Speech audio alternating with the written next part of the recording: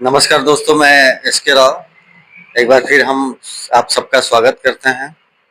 हम उपस्थित हैं ऑल इंडिया गरीब पत्रकार संघ के जिला कार्यालय में और यहाँ पे कुछ समस्याओं को हम लोग रखेंगे कि वर्तमान समय में जैसा कि आज सोमवार है और सोमवार को और शुक्रवार को सरकारी दिशा निर्देशानुसार जनता दरबार लगती है, जिसमें आम आदमी अपनी समस्याओं को जाकर रखता है।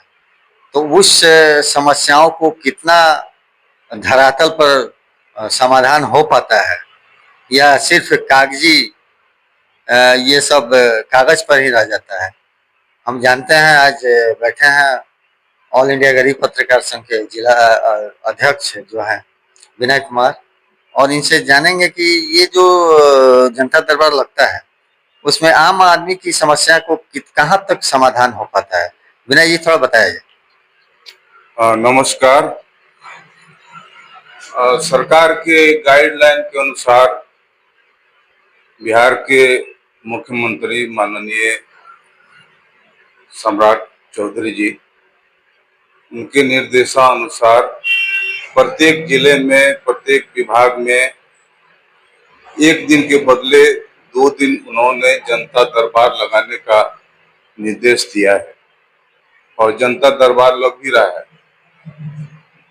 लेकिन जनता दरबार में मैंने जो देखा है और महसूस किया है वो आपके साथ मैं साझा कर रहा हूँ, जनता के बीच साझा कर रहा हूँ।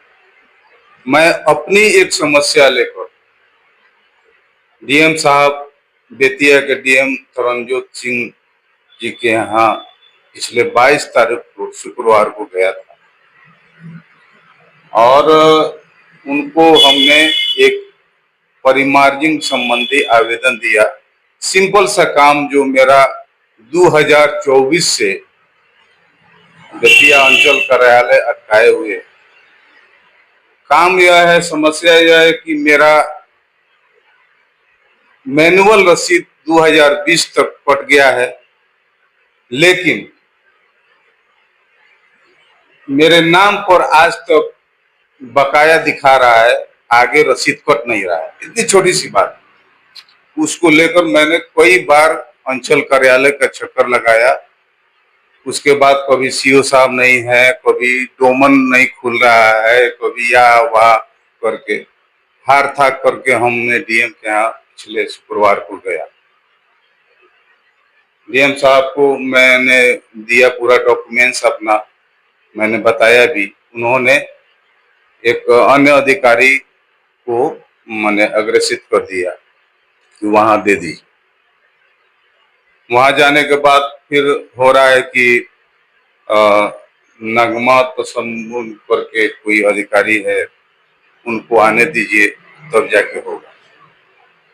थोड़ी देर में वो आती हैं और बिना कागजात देखे हुए थोड़ा सा देख करके उन्होंने कहा कि अरे इसमें तो परमार्जिंग नहीं है या हुआ है, जबकि मैंने उसमें परमार्जिंग बहुत पहले लगाकर दे चुका था।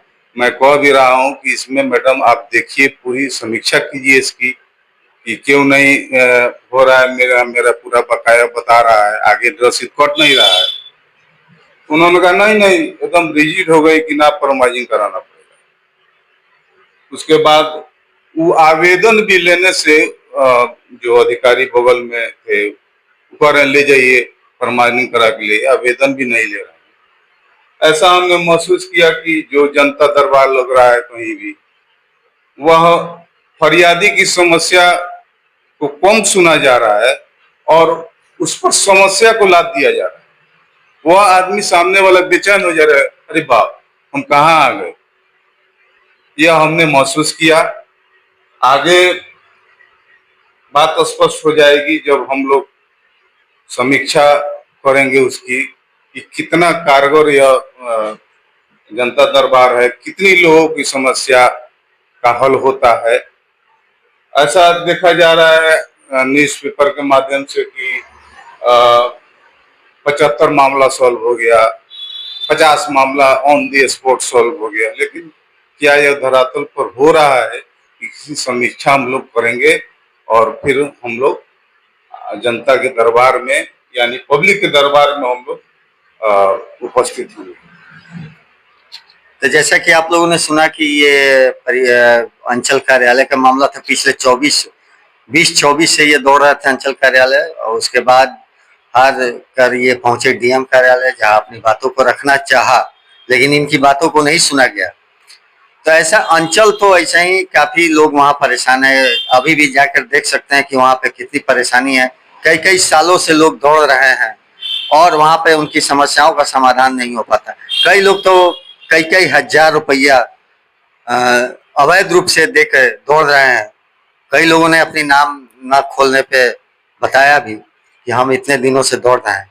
तो अंचल कार्यालय क्या स्थिति, ये किसी को बताने की जरूरत नहीं है, सब लोग जानता है कि क्या स्थिति है।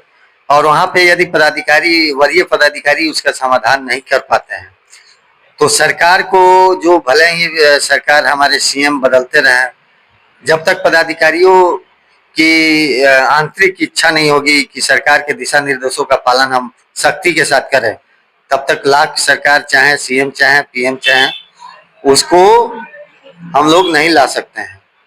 और इस संबंध में सरकारी समस्या के बाद एक और हमारे बैठे हैं मोहम्मद असलम, हम उनसे भी जानना चाहेंगे कि ये इन्होंने जो बात कही, अंचल कार्यालय चाहे सरकारी दफ्तरों का जो काम कहाँ तक हो पाता है, धरातल पर कहाँ तक उतरता है, आपका क्या कहना है? धन्यवाद। मैं मोहम्मद असलम, सदस्य ऑल इंडिया गरीब पत्रकार संघ और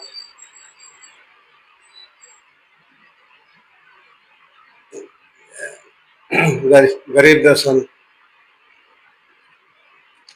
पत्रिका का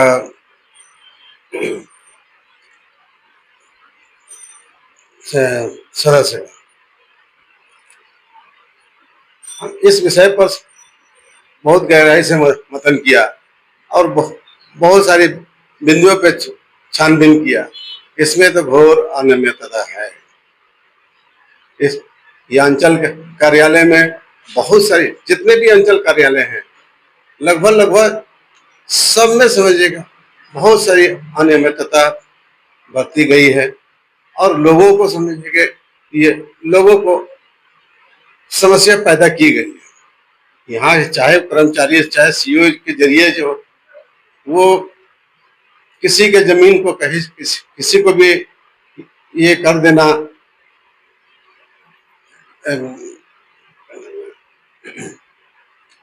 मतलब दाखिल खारिज कर देना, किसी का दाखिल खारिज कर देना, ये आम बात सी हो गई है। लेकिन यहाँ अभी भी बहुत सारी समस्या है। अभी हमारे विद्या क्षेत्र में समझिए कि इतना बड़ा समस्या है। बहुत सारे जो समझिए कि ये है, क्या नाम है, ऐसा जमीन जो सेलिंग में है, उसको भी हमारे सीईओ साहब चाहे कर्मचारियों द्वारा चाहे ये सीईओ साहब के जरिए उसको वैध करार करके उसको प्लॉटिंग करके बिछवाया जा रहा है। और उसमें बहुत सारे पैसे वो लोग जो है बना रहे हैं इस सीजन में। लेकिन हमारे जो बड़े अधिकारी हैं उस पर उनका ध्यान नहीं है, उस पर ध्यान जाता ही नहीं है, ना देखते हैं क्या ये। उनको अवगत कराने के बाद भी वो लोग सुनने को राजी नहीं है या जांच करने को राजी नहीं होते। तो हमारे बिहार का जो कानून है, कानून व्यवस्था है, वो बिल्कुल लचर जैसा साबित